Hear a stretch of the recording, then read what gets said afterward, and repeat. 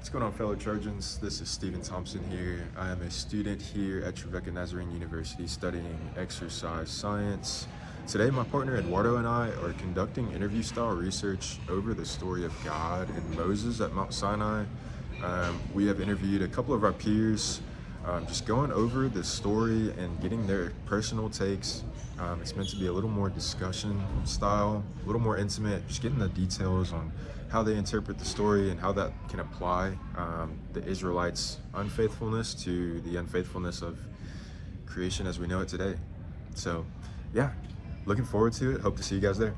All right.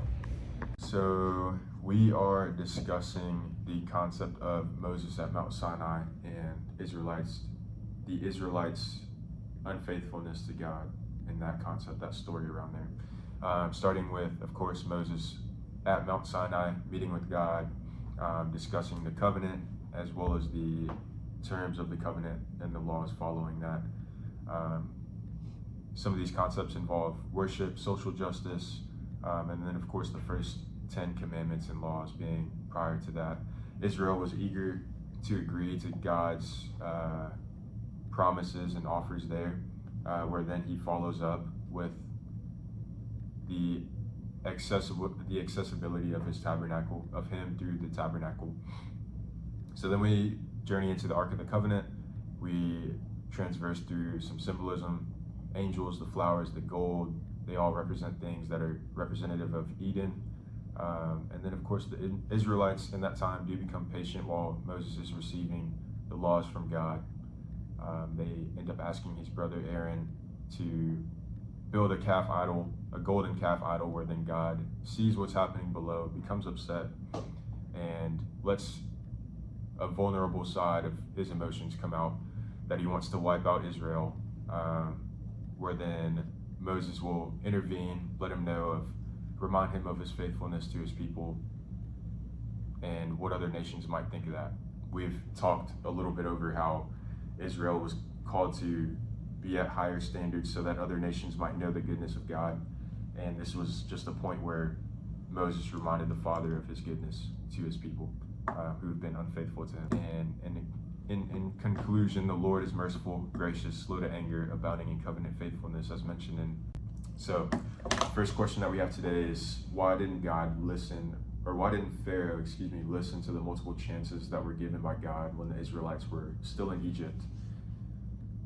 Pharaoh was more worried about fame, which back then fame was, being king, being head of everything. If anything, he was more threatened with Moses because, Moses pretty much wanted to take his power away because of how evil he was. And through Christ, he had a hardened heart, and Moses kept coming after him and going after him and telling him that, hey, you need to let go of these people. You need to let go of these people. But every single time, he didn't want to listen because he was threatened by Moses and he was threatened by God. So God just eventually, whenever the verse says that God hardened his heart, it didn't mean that God physically hardened his heart. It was more so God kept trying and trying and trying until eventually God just let go and let him do his own thing because he didn't want it. And in today's society, God calls us to do the same thing. We can try 3 times to spread the word to somebody, but if they don't want to listen, we can't force it upon them. At that point, they have enough knowledge to do whatever they want, and if they don't listen, then they don't have to. Multiple chances given by God, I think that just shows our nature itself as humans, where we tend to, there's a lot of examples in our own lives where our parents told us don't do that, and then we go and we do exactly what they told us not to do. And I think it's kind of the same when it comes to Pharaoh. We listen more to what we think, to our pride and what our desires, and actually what God is telling us to do and what we should be doing. Yeah. And there's a verse in the Word as well that talks about doing the things that we don't want to do, that our flesh wants to do. Why do I do the things that I don't want to do and not do the things that I do want to do? Yeah, that's Do we think that the Israelites had a hardened heart after Egypt? To some extent, I think yes. Because I mean, if you like go back to the golden calf, like Moses was going up the mountain, and before he was halfway up the mountain, and before he even reached the top of it, they already had his brother Aaron building a golden calf for them to worship. And Israel keeps doing the same things God tells them not to. And we could put that in our lives too. There's some things that we still do that God tells us to be away from. So I think in a sense, they did, but then they went back to God. Back to the last question. Like, yeah, they were still sinning and they were still doing the things they weren't supposed to.